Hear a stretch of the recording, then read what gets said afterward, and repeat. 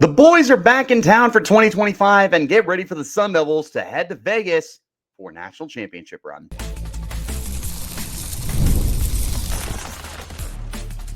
You are Locked On Sun Devils, your daily podcast on the Arizona State Sun Devils. Part of the Locked On Podcast Network, your team every day. Welcome back to the Locked On Sun Devils podcast, part of the Locked On Podcast Network and your team every day. My name is Richie Bradshaw, and I will be your guide for everything Arizona State Sun Devils. Shout out to my everydayers who are here every day, and thanks to all of you for making us your first listen of the day.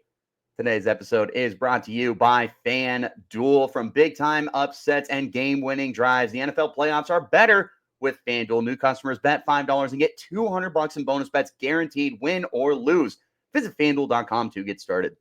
Ladies and gentlemen, welcome back in, and today I am here to tell you, ASU, that's a lot of guys back. 50-plus players from this 2024 squad are back for ASU, with ASU primed for national title run. How are the guys that are coming in going to affect this team? What do we think about the youngsters who are coming back? That's all coming up on the show, but we got to talk about the main returners for this team. 17 of 22 starters for this team are back. Notably of them include Sam Leavitt and Jordyn Tyson at quarterback and receiver on offense. Defensively, basically everyone. There's a lot of guys back. The 5 starters that are gone: Cam Skattebo, Lee Fotanu, Melkon Stovall, Shamari Simmons, and either Caleb McCullough or Jeff Clark. I'm not sure who got the most starts this year defensively. The only reason that those 5 are gone is they ran out of eligibility. I'd be willing to bet most of them would be back if they had another year or 2 or 3 or 4. Other than that, everyone's back.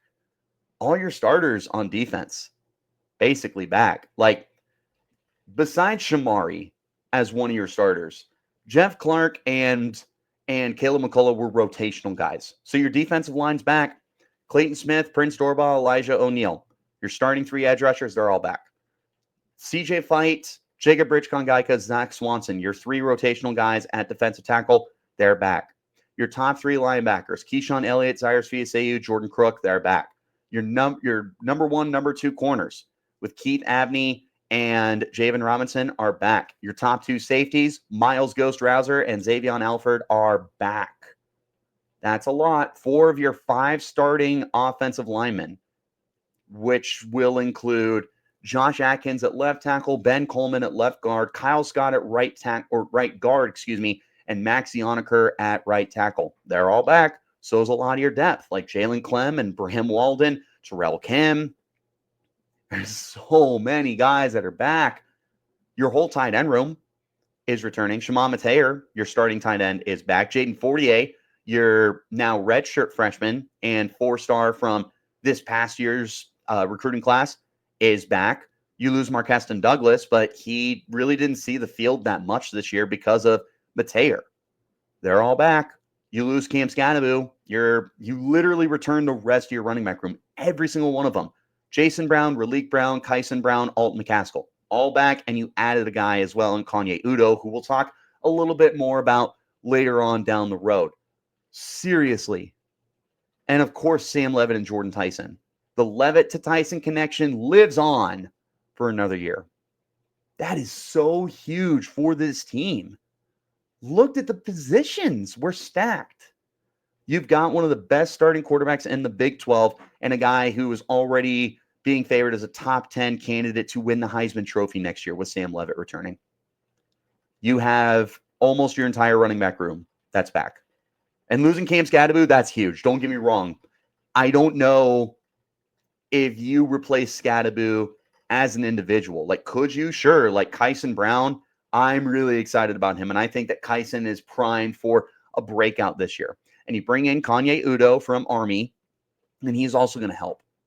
But the way I see the running back room next year is you will need these guys to collectively replace Cam Skattebo. I don't think there's an individual here who can do that. Like, there's talented guys for sure, but I just don't see a single running back that is Cam Skattebo, who was a historic running back for the program. Someone who finished top 5 in Heisman voting, should have been bigger, and willed you to take Texas to double overtime in the Peach Bowl of the college football playoff, which you've never been to before. You're not going to replace him as an individual. But if you can get 1,900 rushing yards, look at his stats. 1,900 rushing yards, 22 total touchdowns, which included 19 on the ground, 3 through the air. He had 500 receiving yards, right? If you can get the group of 5 guys there, so Kyson Brown, Raleek Brown, Jason Brown, Alt McCaskill, Kanye Udo, if they combine for 1,900 rushing yards, 20-plus touchdowns, and 500 receiving yards, that's a win. Sure, you don't have one guy doing it. You don't need one guy to do it. You just need this running back room to collectively play good football, and they should be able to do that. Jordyn Tyson's back at receiver. He led the nation in receiving yards from about mid-October to the end of the regular season. He is going to be one of the most anticipated receivers going into next year. He will be in that second tier. Obviously, everyone will talk about Ryan Williams and Jeremiah Smith, but Jordyn Tyson's going to be one of the most talked about guys for next year. And he's also, like Sam Leavitt being a favorite for the Heisman, he will be one of the favorites for the Fred Biletnikoff Award for the top receiver in the nation. Now, I am curious who steps up behind him. And again, that's something we'll talk about a little later on in the podcast, because you are losing Troy O'Mary, you're losing Jake Smith, Melkon Stovall, you're losing some of your depth guys like Caleb Black and Corbin Hendricks. The biggest loss is either Xavier Guillory or Melkon, and Guillory might have been one of the starters as well that you're losing. Of the 5 starters you're losing, Melkon or Guillory might have been the starter at receiver. It might have been both of them. I'm not sure. The guys that I mentioned saw significant time for ASU. And literally all of them just ran out of eligibility. But receiver is definitely a question mark. You have Tyson. Malik McClain is back. He had 2 huge plays for you in the playoff this year. There was the 42 or 43-yard catch in the Big 12 championship game against Iowa State. And then he had the 42-yard touchdown from Cam Skattebo in the playoff game against Texas. So he's back. There's some other interesting guys. They're bringing in a couple of guys through the transfer portal as well as the recruiting class. It's going to be interesting. Tight end is stacked. Shimon Mateer, he's going to break out this year. Jayden Fortier, huge fan. You listen to this podcast, you know how much I love Jayden Fortier. He should go in no less than tight end 2 for next year. But you're also having AJ Ia that's joining in the recruiting cycle. You bring in Kamari, I wrote his name down here. Kamari Anderson from Kentucky. He's going to come in. They've got Cameron Harpel is back. There's depth here. The offensive line, I already said, 4 of the 5 guys who started are returning. Tons of your depth pieces are returning as well. Defensively, I already listed it. You're 3 deep on defensive tackle, defensive end, linebacker, safety, because Montana Warren is returning as well. Corner will be interesting. You got your top 2 guys, and then you've got a lot of unproven youngsters. And we're going to talk about the youngsters here in just a moment. But my goodness, you are so set up to just run it back next year. And we'll talk about it a little bit now, and we're going to end the show talking about it as well. But ASU might be primed for a national championship run. I'm not exaggerating. This team is legit. We saw how good they were this year. They went 10-2 in the regular season. They crushed Iowa State in the Big 12 championship game, and they nearly beat Texas to win a college football playoff game against all odds. I mean, that's a good team. Now, you're losing huge players, none more so than Cam Skattebo and Shamari Simmons. Like, replacing those 2, probably, I won't call it impossible, but it's going to take a collective effort instead of an individual player to replace those 2. And then some of the other guys that were depth. I mean, Caleb McCullough, another huge loss for ASU. He was so important for you at linebacker. There's no doubt big holes to fill for this team. But the players that you're bringing back, that's huge in its own right. And there's youngsters, and there's depth, guys that haven't seen the field, guys who have barely seen the field that are returning. And guess what? They might see some pretty big roles this year. We're going to talk about them in just a moment. Coming up next, this is the Locked On Sun Devils podcast, part of the Locked On Podcast Network, and your team every day. I want to talk to you about Rocket Money because Rocket Money is saving me personally. Oh my goodness. I downloaded this app. I found out there was 2 subscriptions I had no idea I was paying for. And that's where it starts for me, is finding those subscriptions because it helps. There's stuff that I had no idea that I've been paying for years. And it's caused me to not be able to save up some money. It's just like having a personal assistant for your finances because it's a personal finance app. It's not just canceling subscriptions. They monitor your spending. They help lower your bills. They negotiate that for you and help grow your savings. It brings everything together in one place. Whether it's the subscriptions, you can check your spending habits. If you have goals you want to hit for saving money, Rocket Money has over 5 million users, and they have saved a total of $500 million in canceled subscriptions, saving members up to $740 a year when you're using all the app's premium features. Like I said, that subscription tracker, that is a game changer for me. But I'm really excited to see how Rocket Money can start negotiating some of my prices with some places that I've been with for many years now and see how much money I can save for my future. Start putting money aside. I haven't been able to save money in years. There's no more stressing about budgeting every month thanks to my friends at Rocket Mortgage. Cancel your unwanted subscriptions and reach your financial goals faster with Rocket Money. Go to rocketmoney.com/locked-on today. That's rocketmoney.com/locked-on. rocketmoney.com/locked-on. Thank you all so much for tuning in to Locked On Sun Devils and making us your first listen of the day. And a shout out to my everydayers who are here every day. We talked about the starters that are coming back. We talked about the key depth players that are coming back. There's a lot of young guys that are coming back, and we really got to talk about them. Now, the 2023 class, when you look at it, a lot of them are gone. And a lot of them have already found starting roles. Like Keith Abney, an example, 2023 class. He's 1A to Javen Robinson's 1B as a starting corner for you. Pretty darn good. That 2023 cycle was to lay the groundwork for ASU. And there's a handful of guys that are returning as well that could see big roles. Montana Warren, someone I've been hyping up for about 2 years on this podcast at this point. He's got an inside track to be Shamari Simmons' replacement as the nickel corner third safety for this team next to Rouser and next to Alford. He got that opportunity in the first half against Texas. Now, he got beat for a touchdown in the first quarter on the first drive. After that, he played pretty good football, and he settled down, and you can tell that the 2 years of coaching has really started to get him ready for a bigger role, and he's going to see a bigger role in 2025.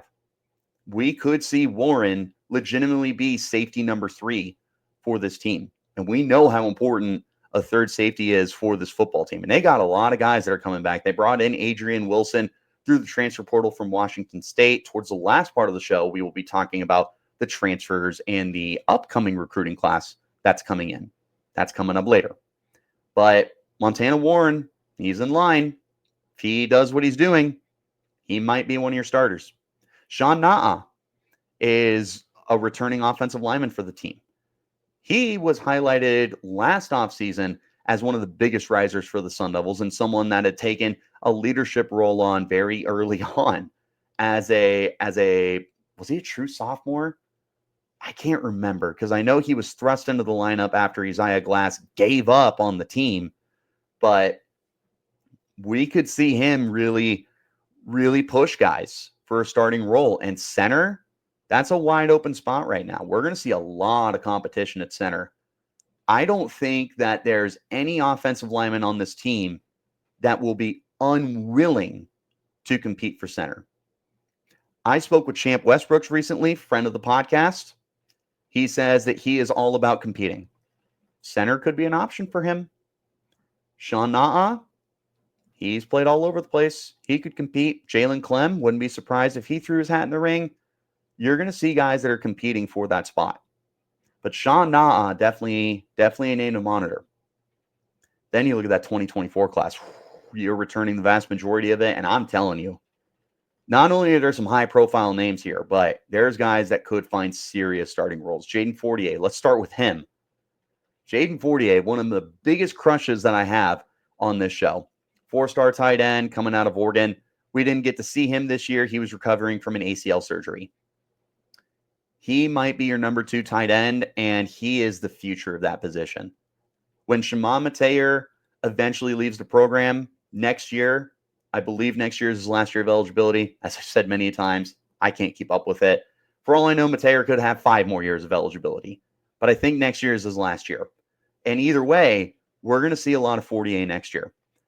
I think ASU wanted to use 2 tight ends this year, but they were just so good running the football, and you had such great production from Mateer at tight end, but then Jordyn Tyson stepped up at receiver as well, that you just really didn't see a lot of the other tight ends get significantly involved in this offense. But Kenny Dillingham has said that he wants a pro-style offense, and getting more tight ends involved, I would imagine, is going to be one of the priorities for this team. And Fortier, I think he's going to be your number 2 tight end going into the year. I would not be surprised if he broke out for you. There's some like receiver upside for Fortier too. And with ASU looking for guys to step up outside of Jordyn Tyson in the passing game, we could see Fortier find a lot of time on the field. I would not be surprised if Fortier turned into one of the top 5 receiving options on this team by year's end.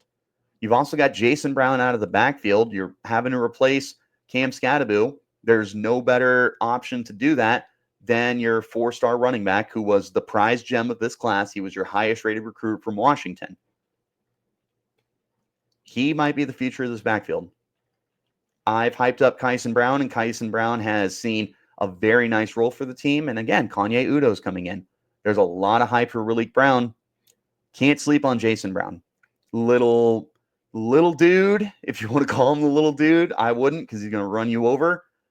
He can catch the ball. He can run the ball. We only saw him against Wyoming in the blowout of the first game of the year. I thought he looked like fun, and he's going to see a bigger role next year. Then you've got Zachariah Sample, one of your wide receivers who's bulking up. He's got a chance to find a big role with the receiver room. It's wide open outside of Jordyn Tyson and probably Malik McClain. I don't think there's any guarantees for anybody else on this team. So Zachariah Sample could find the field. Terrell Kim, him and Champ Westbrooks, throw them in the competition to potentially start at center. And who knows, maybe they push Kyle Scott or Ben Coleman to be guards for this team. Champ Westbrooks, he came here to play tackle. Don't count him out as your swing guy, as your 6th offensive lineman. Defensively, a lot of the guys are in the secondary. Rodney Bimage, Tony Lewis and Kuba, Plas Johnson, Chris Johnson Jr., Kyan McDonald. Those are all guys who are going to see great competition, especially Bimage and Lewis and Kuba. They blew me away during training camp last year, and they're guys that I hope are going to continue building upon what they were able to do and potentially see some starting roles. Outside of your top 2 corners, it's wide open right now for ASU. There's no guarantees at the corner spot. And these 2 guys who have bided their time as freshmen, now going into their redshirt freshman year, could see that. Plas Johnson, that's a guy everyone's excited about. He came in as a corner and a receiver, and Brian Carrington told me, he was like, yeah, he's not playing receiver. I am hogging him to play in the secondary. Don't be surprised if he's out there. Chris Johnson Jr., I think he can be a safety for you. He can definitely be a corner. We'll see. Kyan McDonald, he's going to push Montana Warren for that safety spot. And then don't forget about Martell Hughes. He is one of your linebackers. And with Caleb McCullough gone, you've got your top three. They're still going to want a fourth guy. I'm still a big Tate Romney guy. That hasn't disappeared. I really like Romney to be that fourth guy, especially because he was a starter in 2023. I think the injuries last year played into a big portion of why we didn't see him nearly as much. He's going to push him. Martell Hughes is going to push Tate Romney for that time to get onto the field. My goodness, look at all the starters that are back. Now look at these two recruiting classes. You have a lot of guys who are going to push for starting roles. Zachariah Sample, he could be wide receiver too. Jayden Fortier, I already said he could be tight end too. Jason Brown could be running back too. He could be running back one. Any of these offensive linemen, Terrell Kim, Champ Westbrook, Sean Na'a, they could be starters at center or push guys at guard, and Champ Westbrooks could be a tackle for you. The corner, who's your number 3 corner? Well, could be Bimage, Lewis and Kuba, Johnson, Chris Johnson Jr. You got guys. Kyan McDonald, Montana Warren, they're going to compete for third safety. You got a good look with these youngsters that are returning. And then ASU added guys this year. They got a good recruiting class that's coming in. They added some key transfers as well. How are they going to factor in to all these returners? That's coming up next. This is the Locked On Sun Devils podcast, part of the Locked On Podcast Network, your team every day. Thank you all so much for tuning in and making Locked On Sun Devils your first listen of the day. A special shout out to my everydayers who are here every day. The guys who are coming in, the upcoming freshman class, and the transfers. How are they going to factor into this? Well, let's talk about it. Wide receiver, definitely the most interesting position for the Sun Devils. It's wide open. It is wide open. Jordyn Tyson and everyone else. I expect a lot of Malik McLean. Zachariah Sample has been working hard to get onto the field. Let's see what he can do. Then you've got a handful of guys that are coming in through the freshman class. I believe you've got 5 receivers who are listed as receivers. I'm double checking here. They have 4 receivers who are listed as well. Excuse me. That was my Dr. Pepper. As well as Cameron Dyer. And Dyer is listed as a quarterback. He was recruited by Hines Ward to move to receiver. Kenny Dillingham has said he wants him to compete at quarterback. Who knows? But get ready for a lot of trick plays with Cam Dyer this year. But they're bringing in guys to compete. Cam Dyer and Corey Butler at the top of my list for the receivers. But don't sleep on the rest of the guys. You got 2 transfers coming in. Jalen Moss from Fresno State and Noble Johnson from Clemson. Jalen Moss, really intriguing to me. He could be wide receiver too. Very productive with the Bulldogs. Someone that I think, based off of what I've seen from YouTube highlights, take it with a grain of salt, he looks good. He looks like fun. Jalen Moss could be your number 2 receiver. Don't sleep on Noble Johnson, former 4-star. And then you got these guys coming in. Receiver, very interesting position. Let's see how it all works out. And quite frankly, ASU needed this. You lost, 5 guys at receiver? You lost X, Melcon, Jake Smith, Troy O'Mary, and oh my goodness. They lost a lot. And of course, I can't remember who else was there, but lost a lot. They have a lot to replace, but you got some guys that could be plug and play. Malik McLean is back, but Jalen Moss could be one of those guys. And Noble Johnson could be one of those guys. Whatever we see from Cam Dyer, he could be one of those guys. Let's see. But they needed the depth at receiver. Right now they have it. I would like them to add at least one more guy through the transfer portal. Let's wait and see. But at least as of now, it could be really interesting. It should be really interesting. Running back, you had Kanye Udo. That was another huge necessity for this team with losing Cam Skattebo. You needed a superstar running back. You got the potential on your team, but you're adding a superstar with Udo, who dominated at Army. 1,100 yards this year, less than 200 carries, double-digit touchdowns. He is a stud in the making. Let's see what he can do as a pass catcher. He's got 2 catches in his career. Army doesn't throw the football. But you don't necessarily need him to catch the football with the guys you have. But Udo, I expect him to compete for your starting running back role to start the year. And ASU's had really good luck with transfer running backs recently. Xavier Valade, Rashad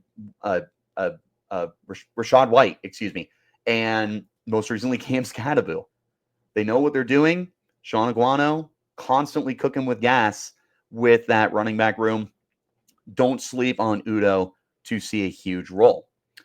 Tight end, I mentioned Kamari Anderson earlier, transfer from Kentucky, will be able to add that veteran depth. AJ Ia, a 4-star tight end, as a true freshman, will also compete. Him and Jayden Fortier are going to be the foundation for the future of this team. They will be tight end 2, tight end 3 with Mateer, and then who knows, maybe Anderson's tight end 2.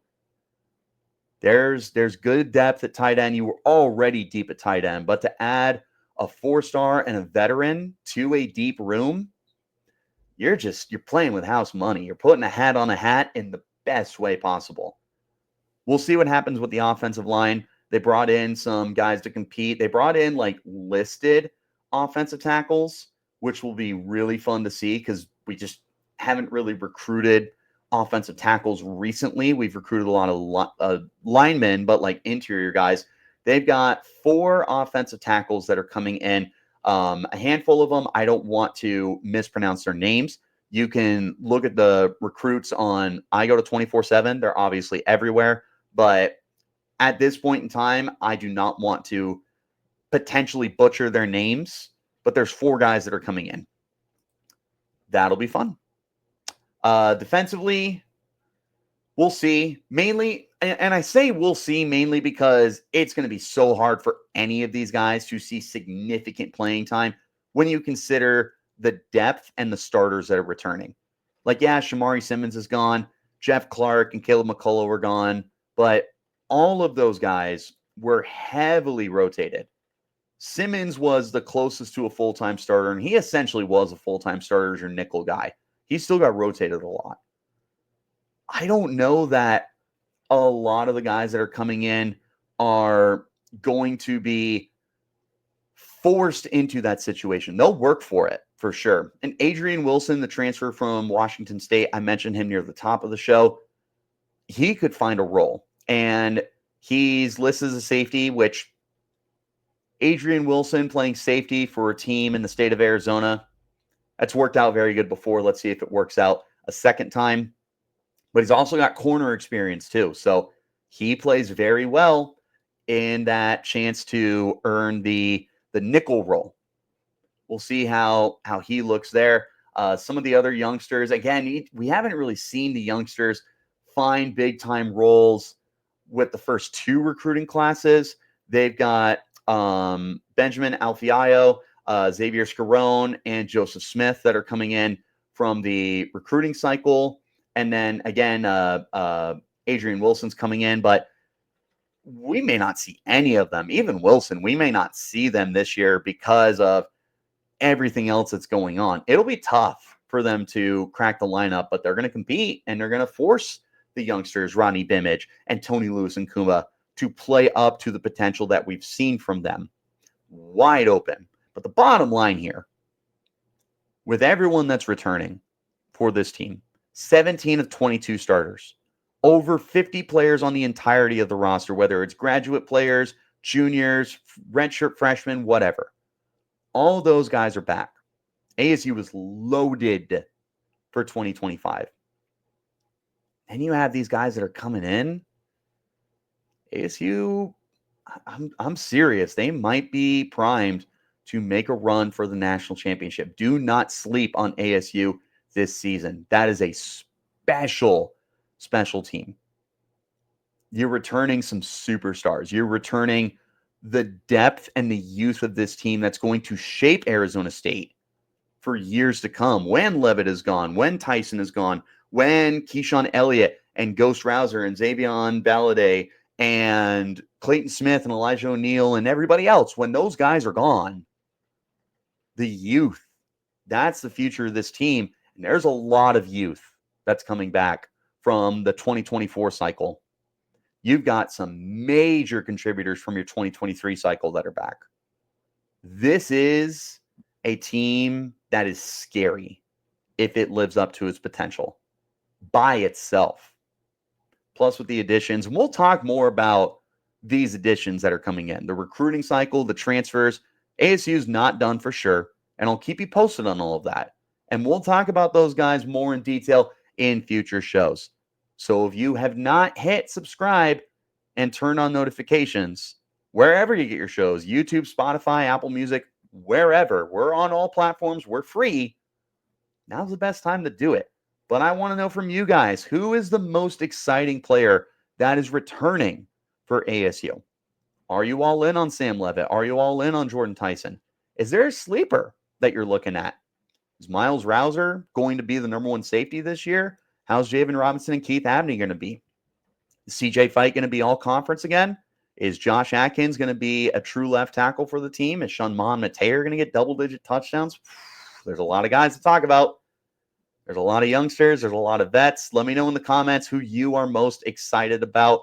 You can hit me up on Twitter, Richie Bradshaw36, the podcast at LO_Sun Devils. But I appreciate all of you for tuning in to make us your first listen of the day. Shout out my everydayers who are here every day. And again, if you haven't hit subscribe, now's the time to do it. I appreciate all of you. We got a lot of fun stuff coming up for you. We still got to talk about the most important players who are returning. We got to talk about stats that define the season. We got to hand out season game balls, speaking of which. I want to talk more about if ASU can win a national title game. I want to talk about Cam Skattebo. Is he the greatest running back in program history? How do you replace him? I want to talk about Sam Leavitt.